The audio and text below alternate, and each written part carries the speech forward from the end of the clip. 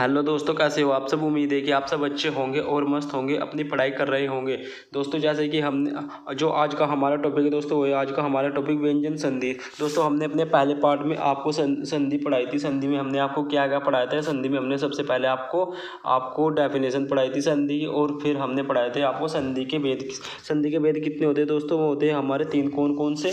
स्वर संधि, व्यंजन संधि और विसर्ग संधि। जिसमें हमने आपको पढ़ाया था कि स्वर संधि है जो उसके कितने भेद होते हैं, वो होते हैं दोस्तों 5। उसमें हमने आपको क्या क्या पढ़ाया, उसके जो भेद थे वे थे दोस्तों हमारा दीर्घ संधि, गुण संधि, वृद्धि संधि, यण संधि और आपको अयादि संधि भी पढ़ाई थी। तो दोस्तों और उसके बाद है आज का जो हमारा टॉपिक है वो है दोस्तों हमारा व्यंजन संधि। आइए दोस्तों अब हम इसको पढ़ते हैं। सबसे पहले पढ़ लेते हैं दोस्तों हम इसमें व्यंजन संधि में इसकी परिभाषा। व्यंजन के बाद स्वर या व्यंजन आने से जो परिवर्तन होता है उसे दोस्तों व्यंजन संधि कहते हैं। जैसे ये जो दोस्तों हमारे स्पर्श व्यंजन होते हैं, ये होते हैं दोस्तों हमारे 25। दोस्तों हमें जो स्पर्श व्यंजन है ये हमारे व्यंजन संधि में काम आएंगे। अब देखते हैं कैसे दोस्तों। सबसे पहले होता है हमारा कंठ होता है, तालव्य होता है, मूर्धन्य होता है, दंत होता है, ओष्ठ होता है। ये क्या होता है दोस्तों, क्या, ख्या, ग्या, घ्या, डा, चा, छा, जा, जा। ये दोस्तों हमारे कितने होते हैं, ये होते हैं दोस्तों हमारे 25 होते हैं। आइए दोस्तों इसको भी हम देखते हैं।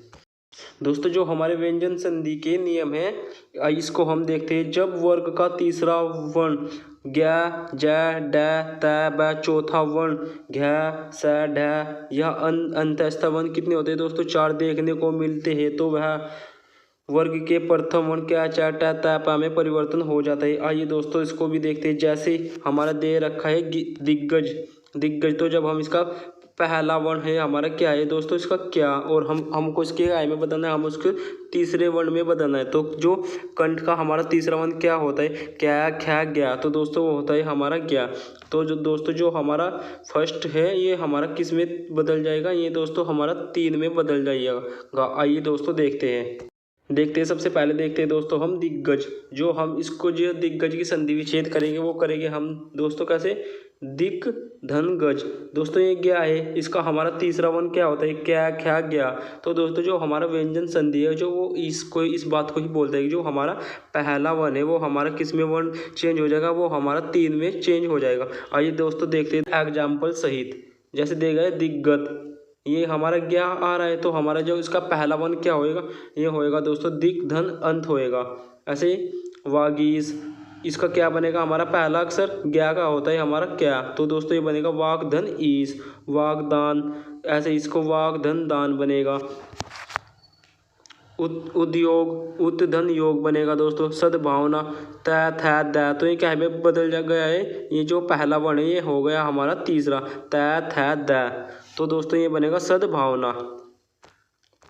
आइए दोस्तों अब हम देखते हैं जो चा वाले होते हैं, इसको भी हम देखते हैं। अजत, अच धन अंत, अयादि, अच धन आदि, अच जीन, अच धन जी, उपयोग, तो बन गया सत धन उपयोग बनता है इसका। आइए दोस्तों हम नेक्स्ट देखते हैं जो हमारा शब्द है अबज।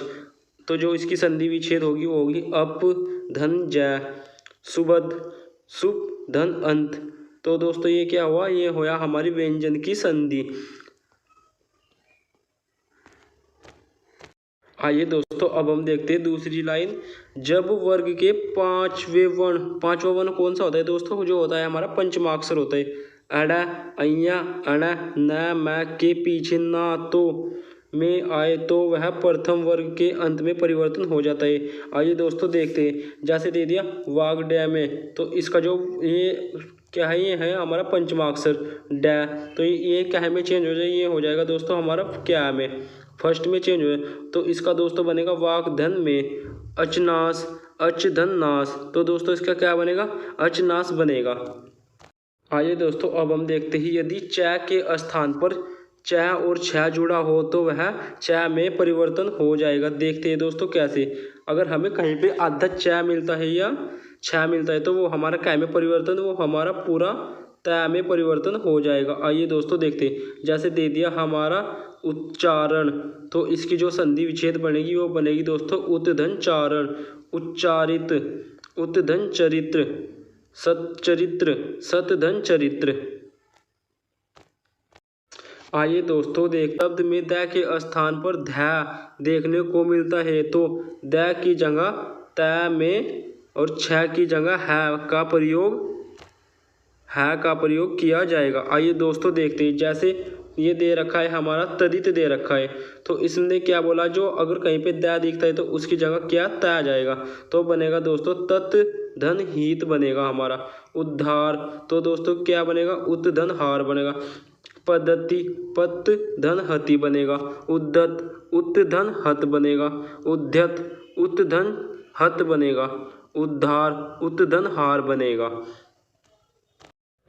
आइए दोस्तों अब हम देखते हैं, यदि किसी शब्द में री र पेट पटासा के बाद अणा आता है तो अणा को हम न में परिवर्तन करते हैं। आइए दोस्तों देखते हैं, हम को जो हमारा अणा है उसे हम न में कैसे परिवर्तन करते हैं। जैसे हमारा दे दिया परिणाम, तो इसका क्या बनेगा, परिधन नाम। जहाँ पे हमारा अणा है ना, वो हमारा क्या में परिवर्तन हो गया, ये हो गया दोस्तों हमारे न में परिवर्तन। जैसे भूषण, भूष धन अन बनेगा। परमाण, पर धन मान बनेगा। रामायण, राम धन अयन बनेगा। विष्णु, विष धन नु बनेगा। जो हमारा अणा है वो क्या में चेंज हो रहा है, वो हमारा न में परिवर्तन हो रहा है। आइए दोस्तों अब हम देखते हैं, यदि न का प्रयोग पंचमाक्षर अनुस्वर के रूप में हो तो वह संधि के समय में बदल जाएगा। आइए दोस्तों अब हम देखते हैं, जैसे संकलम, समधन कलन बन गया। समगति, समधन गति बन गया। परंतु, परम धन तु बन गया। संचय, समधन चे बन गया। संपूर्ण, समधन पूर्ण बन गया। अहमकार, अहम धन कार बन गया। ये दोस्तों देखते हैं, यदि पेट पटासा से पहले आ बड़ा आ को छोड़कर कोई अन्य स्वर हो तो जो हमारा पेट पटासा उसका रूपांतरण क्या में हो जाता है, वो हो जाता है दोस्तों हमारा स में होता है। जैसे देखते हैं दोस्तों, अभिषेक, ये रहा हमारा एग्जाम्पल अभिषेक। इसमें अभिषेक में कौन सा सा आता है, इसमें पेट पटासा है। जो हमारा पेट पटासा है उसके स्थान पर सिर्फ हमारा कौन सा सा, ये वाला सा आ जाएगा, और सब सेम। जैसे ये बनेगा अभिषेक। सुसुप्त, सुधन सुप्त बन गया। विषम, विधन सम बन गया। विषाद, विधन साध बन गया। सुषमा, सुधन सभा बन गया। आइए दोस्तों अब हम देखते हैं, यदि किसी शब्द में ल के स्थान पर ल जुड़ा हो तो ल का रूपांतरण काय में, वो तय में होगा। आइए दोस्तों देखते हैं, जैसे हमारा एग्जाम्पल होगा उल्लेख। इसने क्या बोला, अगर ल का उल्लेख हो रहा है तो दोस्तों ये बनेगा उत्धन लेख बनेगा। जैसे होगा दिल्ली, ल का उल्लेख हो रहा है तो ये जो ल के स्थान पर क्या आ जाएगा, हमारा तय आ जाएगा बनेगा। जैसे दिल्ली है, दित धन ली बनेगा। तल्लीन, तत् धन लीन बनेगा। आइए दोस्तों अब हम देखते हैं, यदि किसी भी शब्द में आ छोटी छोटा के बाद छ आ जाए और छ के साथ च हो, छ तो च का अस्तित्व समाप्त हो जाएगा। आइए दोस्तों देखते हैं, जैसे हो गया हमारा एग्जाम्पल परिच्छेद, तो जो हमारा आधा च है ये इसका अस्तित्व हमारा क्या हो गया, समाप्त हो गया, तो ये बन गया परिच्छेद। जैसे ये हो गया विच्छेद, तो ये क्या बनेगा, विधन छेद बनेगा। अध्यात, अनुच्छेद, अनुधन छेद बनेगा। तो दोस्तों ये थे आज के हमारे व्यंजन संधि से क्वेश्चन। अब हम दोस्तों देखते हैं विसर्ग संधि। कौन सी विसर्ग संधि, जब स्वर या व्यंजन के स्थान विसर्ग पर आ जाए तो बदलाव होता है, उसे क्या कहते हैं, उसे दोस्तों विसर्ग कहते हैं। जैसे ये हो गया हमारा विसर्ग, जो विसर्ग चिन्ह है उसकी हम पहचान कैसे करते हैं, उसकी पहचान हम दोस्तों इन दो डंडों से करते हैं, इसको हम बोलते हैं विसर्ग। आइए दोस्तों इसको भी हम देखते हैं, यदि अ के बाद में अ या प्रत्येक वर्ग का तीसरा, चौथा, पांचवा वर्ग या र ल म व ह हो तो उसका रूपांतरण क्या में होगा दोस्तों, उसका रूपांतरण होगा हमारा विसर्ग में। आइए दोस्तों देखते हैं, जैसे ये दोस्तों हमारा पहला है मनोज, तो इसका हमें क्या दे दिया इसने, इस पे कौन सी मात्रा, इस पे ओ की मात्रा आ रही है, और तो ये क्या हमें बदलेगा दोस्तों, ये बदलेगा हमारा विसर्ग में। जैसे मन धन ओज। तो ये दोस्तों क्या बनेगा, मन विसर्ग धन जय, अधोगति। ये हम कहाँ से तोड़ेंगे, इसे हम ओ से तोड़ेंगे, तो इसकी जगह क्या आ जाएगा, अध विसर्ग गति, अनुकूलन, मन धन अनुकूल, यशोदा, यश विसर्ग दा, सरोज, सर विसर्ग जय। तो दोस्तों ये क्या के उदाहरण है, ये दोस्तों ये हमारे विसर्ग के उदाहरण। और ये दोस्तों और भी देखते हैं, जैसे पुरोहित दे दिया, पुर विसर्ग धन हित बनेगा इसका। मनोरंजन दे दिया, मन विसर्ग रंजन दे दिया। मनोयोग, मनो विसर्ग योग बनेगा। मनोरथ, मन विसर्ग रथ बनेगा। आइए दोस्तों अब हम देखते हैं, यदि हमारे इसमें वाक्य में या शब्द में र ल व आ जाए तो, जैसे हमारा हो गया निराशा, नी विसर्ग आशा बनेगा। निर्धन हो गया, नी विसर्ग धन बनेगा। दुर्जन, दु विसर्ग जन बनेगा। दुरुपयोग, दु विसर्ग उपयोग बनेगा। निर्यात, निधन याद बनेगा।